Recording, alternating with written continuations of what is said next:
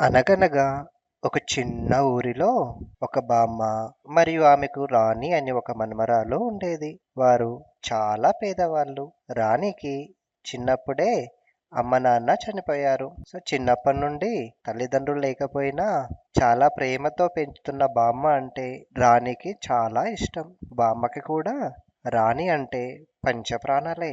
తూర్పు కొండలలో ఉండే రాక్షసుడు ఆ ఊళ్ళో జనాలనందరినీ తింటాడని అందరూ చెప్పుకునేవాళ్ళు. బామ్మ కూడా రాణితో ఆ రాక్షసుడే వాళ్ళ అమ్మ నాన్నలను చంపేశాడని, చంపి తినేశాడని చెప్పేది. పొరపాటున కూడా అటువైపు వెళ్ళొద్దు అని చాలా గట్టిగా రాణికి చెప్పింది. బామ్మ రోజు కూలి పనులకు వెళ్తూ వచ్చిన డబ్బులో కొంత రాణి పెళ్లి కోసమని దాస్తూ మిగిలిన డబ్బుని ఖర్చు పెడుతూ ఉండేది. రాణి కూడా చాలా బుద్ధిగా వాళ్ళ బామ్మ మాట వింటూ ఉండేది. ఒకరోజు రాణి స్నేహితులు ఆ గ్రామానికి దగ్గరలో ఉన్న ఒక జాతరకి వెళ్ళాలని నిర్ణయించుకున్నారు. వారు రాణిని కూడా జాతరకి రమ్మని పిలిచారు. కానీ బామ్మకి రాణిని ఎక్కడికి పంపడం ఇష్టం లేదు. ఎందుకంటే వాళ్ళ అమ్మ నాన్నలాగే రాణికి కూడా ఏమైనా అవుతుందేమో అని బామ్మ చాలా భయపడేది. తనలో తను బాధపడుతూ రాణిని కూడా ఎక్కడికి వెళ్ళొద్దని చెప్పేది. కానీ రాణికి జాతర చూడాలని చాలా కోరికగా ఉండేది. తన స్నేహితులు వెళ్ళి వచ్చి చాలా చాలా జాతర విశేషాలు చెప్తారు కదా, అవి రాణికి చాలా ఆతృత కలిగించేవి. నేను కూడా వెళ్ళి ఆ జాతర చూడాలి. ఈసారి ఎలాగైనా బామ్మను ఒప్పించి ఖచ్చితంగా జాతరకి వెళ్ళాలని రాణి నిర్ణయించుకుంది. కానీ బామ్మ ఎప్పటిలాగే ఒప్పుకోలేదు. చాలాసేపు రాణి బామ్మని బ్రతిమాలింది. కానీ బామ్మ భయం బామ్మది. అందుకే బామ్మ అస్సలు వద్దే వద్దు, ఎక్కడికి నువ్వు వెళ్ళడం నాకు ఇష్టం లేదు, ఇక్కడే ఉండు అని రాణికి చెప్పింది. ఎంతకీ బామ్మ ఒప్పుకోకపోయేసరికి రాణికి చాలా బాధేసింది. అన్నం తినకుండా ఏడుస్తూ కూర్చుంది. రాణిని అలా చూసి బామ్మ కూడా చాలా బాధపడింది. కానీ బామ్మ రాణిని పంపించడం ఇష్టం లేదు. అందుకని రాణికి నచ్చచెప్పాలని చాలా ప్రయత్నించింది. అయినా రాణి వినలేదు.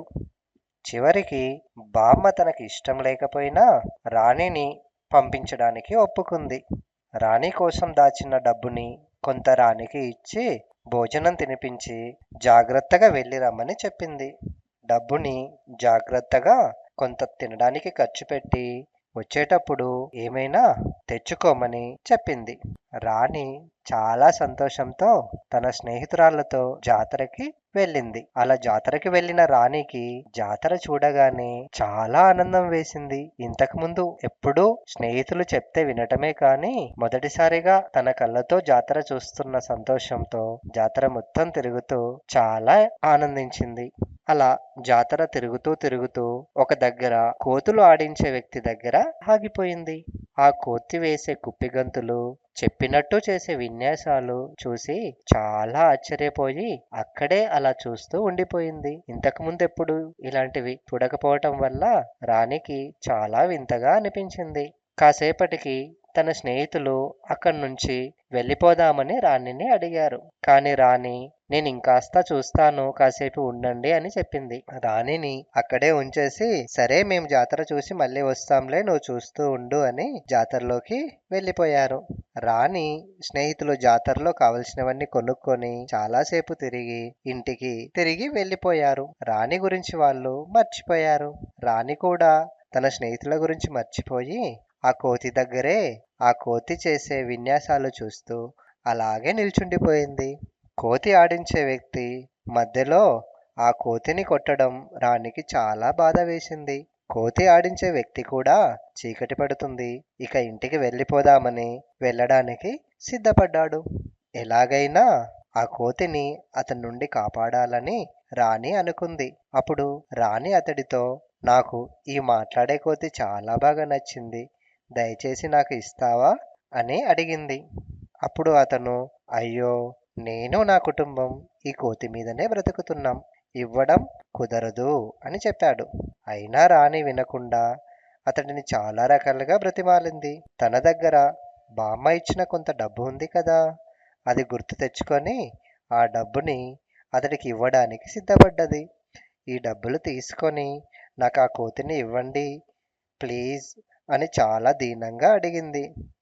చివరికి ఆ వ్యక్తి రాణి బాధని చూడలేక, సరే ఇదిగో తీసుకెళ్ళు, కానీ ఒక విషయం గుర్తుపెట్టుకో, ఈ కోతి చాలా తెలివైనది. ఈ తాడు విప్పితే అది వెంటనే పారిపోతుంది. ఎప్పుడూ ఈ తాడు కోతికి కట్టే ఉంచాలి అని తాడుని రాణి చేతికి ఇచ్చాడు. రాణి చాలా సంతోషంగా అక్కడి నుండి బయలుదేరింది.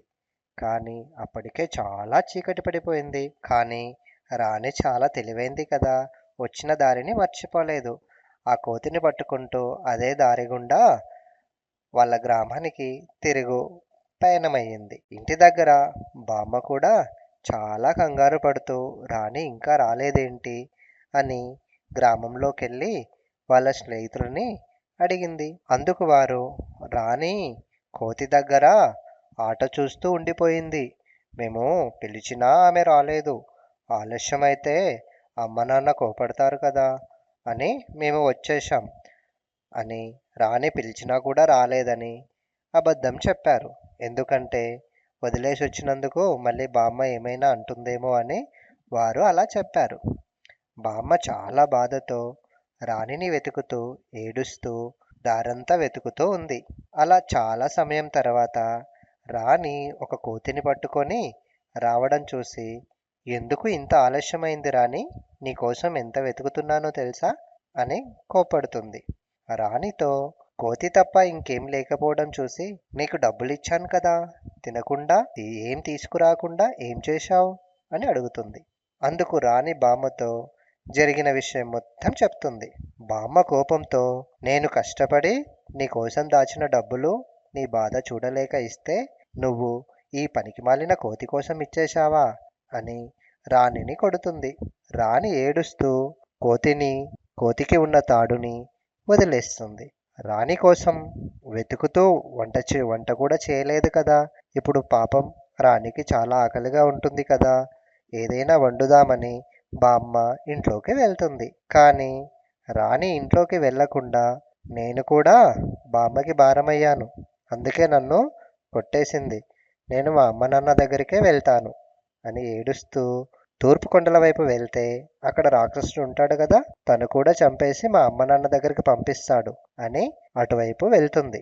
అక్కడే జరుగుతున్నది మొత్తం చూసిన కోతి రాణి తాడిని వదిలేసినా కూడా తన దారిన తాను పోకుండా, నా వల్లే బామ్మ రాణిని కొట్టింది కదా, ఎలాగైనా రాణికి సహాయం చేయాలి అని రాణి వెనకాలే మెల్లిగా నడుస్తూ వెళ్తుంది. రాణి అలాగే ఏడుస్తూ తూర్పు కొండల దగ్గరికి వెళ్ళి ఒక పెద్ద గుహకి దగ్గరలో ఒక రాయి మీద ఏడుస్తూ కూర్చుంది. రాణి ఏడుపులు విన్న గుహలోని రాక్షసుడు, ఆహా, ఎవరో చావును వెతుక్కుంటూ వచ్చారు, ఈరోజు నా అదృష్టం చాలా బాగుంది, వేటకి వెళ్లకుండానే వేటే నా దగ్గరికి వచ్చింది అనుకుంటూ గుహ బయటికి వచ్చాడు. రాణి ఏడుస్తూ ఉండడం చూసి, ఆహా, ఈ అమ్మాయి చాలా అందంగా ఉంది, ఎలా చంపడం అని ఆలోచిస్తూ ఉండగా ఇది గమనించిన కోతి వెంటనే రాక్షసుని ఆపకపోతే వాడు రాణిని చంపేస్తాడు అని వెంటనే ఒక ఉపాయం ఆలోచించింది. ఆలస్యం చేయకుండా రాక్షసుడు రాణి దగ్గరికి వెళ్ళేలోపే కోతి అక్కడికి వెళ్ళి, ఓ రాక్షస బావా, ఎలా ఉన్నావు, ఎంతకాలం నిన్ను వెతకాలి అని అన్నది. కోతి మాటలకు ఆశ్చర్యపోయిన రాక్షసుడు ఏమీ అర్థం కాక, ఓహో, ఈరోజు నాకు 2 భోజనాలు దొరికాయి అని, ఏ కోతి, భలే దొరికావు, ముందు నిన్ను తిని తర్వాత ఆ అమ్మాయిని తినేస్తా అని కోతి మీదికి వచ్చేస్తాడు. అమ్మో, వీడిని ఆపకపోతే అన్నంత పని చేస్తాడు అని, తినై, నేను మా అక్క నీ కోసం వెతుకుతూ వస్తే నువ్వు చంపుతా అంటున్నావు, పాపం మా అక్క నిన్ను తప్ప ఇంకెవ్వరిని పెళ్లి చేసుకోను అని నీకోసం ఏడుస్తూ కూర్చుంది అని అంటుంది. వెంటనే రాక్షసుడు, ఏమిటి, మీ అక్క నా కోసం వచ్చిందా, అబద్ధం చెప్పకు అంటాడు. ఆ మాటలకు కోతి, మా అక్కకి నువ్వంటే చాలా ఇష్టం, అందుకే మా బామ్మతో గొడవపడి మరీ నీకోసం వచ్చేసింది, నిన్ను పెళ్లి చేసుకోవటం ఊరి వాళ్ళకు కూడా ఇష్టం లేకపోయినా వాళ్ళని ఎదిరించి మరి వాళ్ళతో దెబ్బలు తిని నీకోసం వస్తే నువ్వేమో చంపేస్తా అంటున్నావు.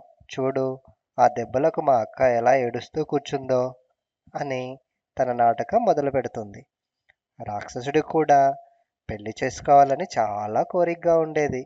కానీ తన రూపం చూసి అందరూ భయపడి ఎవరూ కూడా తన దగ్గరికి కూడా వచ్చేవారు కాదు. ఈ అమ్మాయి చాలా అందంగా ఉంది, నన్ను ఎలా ఇష్టపడ్డది అని కొంత అనుమానం కలిగింది.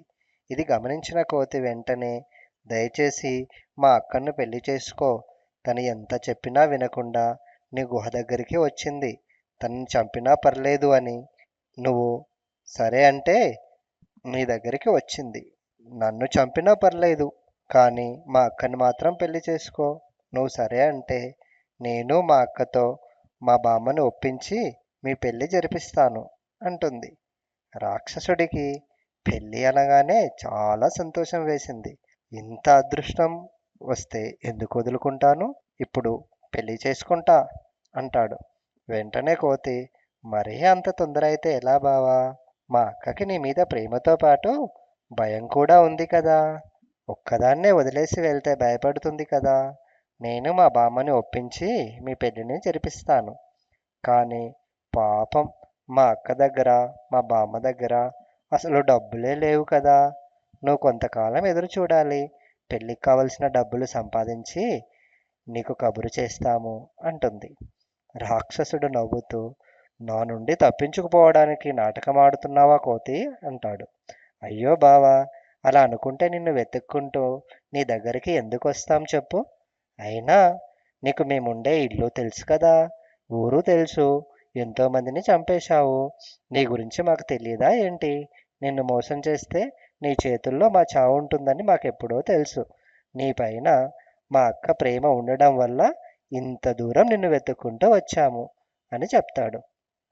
అప్పుడు రాక్షసుడు కోతితో, పెళ్ళికి కావలసిన డబ్బులు నేను ఇస్తాను, నా దగ్గర చాలా బంగారం ఉంది అని గుహలోపలికి వెళ్ళి ఒక సంచిలో బంగారం తెచ్చి ఇస్తాడు. అప్పుడు కోతి, మా అక్క చాలా అదృష్టవంతురాలు బావా, మా అక్కని బామ్మ కొట్టింది కదా, అందుకని ఆమెకు గాయం అయ్యింది, నేను వైద్యునికి చూపించి బాగు అవ్వగానే మీ పెళ్ళికి సిద్ధం చేస్తాను, నిన్ను ఇలా చూస్తే అక్క భయపడుతుంది, నువ్వు లోపలికి వెళ్ళు బావా, నీకు మంచి బట్టలు నేను తీసుకువస్తాను, అవి వేసుకొని మా అక్కకి కనిపిద్దువు గాని అని. కానీ ఈ బంగారు సంచిని ఇంటికి ఎలా తీసుకెళ్ళాలి, ఇంత బంగారం సంచిని మోయడానికి మా అక్క వల్ల కాదు, నా వల్ల కాదు అని కోతి రాక్షసుడితో అంటుంది. అప్పుడు రాక్షసుడు, ఓహో అంతే కదా, ఈ బంగారాన్నంతా మోయడానికి నా దగ్గర ఒక గాడిద ఉంది, దాన్ని తీసుకెళ్ళండి పర్లేదు అంటాడు. సో ఆ గాడిదని తీసుకొని ఆ సంచిని గాడిద పైన వేసుకొని మెల్లిగా రాణి దగ్గరకు వస్తుంది కోతి. రాణికి ఇవేమి తెలియవు కదా. ఏడ్చి ఏడ్చి కాసేపు అలానే, అయ్యో బామ్మ ఏదో కోపంలో కొట్టగానే తనను వదిలేసి వచ్చాను, పాపం తను కూడా ఏడుస్తూ ఉంటుంది, వెంటనే ఇంటికి వెళ్ళాలి, కానీ దారి చూసుకోకుండా వచ్చేశాను ఎలా అని అనుకుంటూ ఉండగా కోతి వచ్చి, అక్క ఇంటికి వెళ్దాం పదా అంటుంది. కోతిని చూసిన రాణి ఆశ్చర్యపోతూ, నువ్వు అడవిలోకి వెళ్ళిపోలేదా, వదిలేశా కదా నిన్ను అంటుంది. అప్పుడు కోతి, అక్క నువ్వు నన్ను కాపాడి నీ డబ్బులు పోగొట్టుకున్నావు, బామ్మతో దెబ్బలు కూడా తిన్నావు, నీ రుణం తీర్చుకునే వెళ్తాను నేను, నువ్వు ముందు ఇంటికి పదా, బామ్మ మన కోసం ఎదురు చూస్తూ ఉంటుంది అని రాణిని తీసుకొని ఇంటికి బయలుదేరుతుంది. అప్పుడు రాణి గాడిదని దానిపైన ఉన్న సంచిని చూసి, ఇది ఎక్కడిది నీకు అని అడుగుతుంది. అప్పుడు కోతి, నిన్ను వెతుకుతూ వస్తుంటే ఈ కొండ మీద నా కోతి స్నేహితుడు ఒకడు కలిశాడు, వాడికి ఎక్కడో ఈ మూట దొరికిందని, ఇది నీకేమైనా పనికొస్తుందేమో అని ఇచ్చాడు, నువ్వు కూడా ఒకసారి కొండవైపు చేయి ఊపి ఆ చెట్లలో ఉన్న నా స్నేహితుడికి ఒకసారి టాటా చెప్పవా అని రాణితో అంటాడు. రాణికి ఇవన్నీ ఏమీ తెలియవు కదా, నిజమేనేమో అనుకొని రాక్షసుడిని తెలియని రాణి కొండవైపు తిరిగి చేయి పైకెత్తి ఊపుతుంది. గుహ దగ్గర రాణికి కనిపించకుండా నిల్చున్న రాక్షసుడు ఇది చూసి అప్పటి వరకు ఎంతో కొంత అనుమానం పెట్టుకున్నా రాణి చేయి ఊపడం చూసి మొత్తము అనుమానం మొత్తం పోయింది. కోతి చెప్పిందంతా నిజమే, ఇది నిజమే చెప్పింది అని చాలా సంతోషించాడు. కోతి రాణిని తీసుకొని ఇంటికి పయనమయ్యింది. ఇంటి దగ్గర బామ్మ వంట పూర్తి చేసి రాణి కోసం వెతకసాగింది. అయ్యో పాపం, రాణిని అనవసరంగా కొట్టాను, ఎటుపోయిందో అని బాధపడుతూ ఉంది. ఇంతలో కోతి రాణిని తీసుకొని రానే వచ్చింది. బామ్మ చూసి చాలా సంతోషించింది. ఎక్కడికి వెళ్ళిపోయావు అంటూ బామ్మ అడిగింది. కోతి మాట మార్చేసి, మా అక్కకి నాకు చాలా ఆకలిగా ఉంది, ముందు తినడానికి ఏమైనా పెట్టు అని రాణిని ఇంట్లోకి పంపించి తాను తీసుకొచ్చిన సంచిని బామ్మకి ఇచ్చింది. సంచి తీసుకున్న బామ్మ తెరిచి చూసి అందులో బంగారం కనిపించేసరికి చాలా ఆశ్చర్యపోయింది. ఇంత బంగారం నీకెక్కడిది అని కోతిని ప్రశ్నించింది. అయ్యో బామ్మ, ఆకలిగా ఉందంటే నీ యక్ష ప్రశ్నలేంటి? ముందు తినడానికి ఏమైనా పెట్టు, తర్వాత వివరంగా అన్నీ చెప్తాను అని కోతి అన్నది. సరే అని బామ్మ రాణితో పాటు కోతికి కూడా ఆహారం పెట్టింది.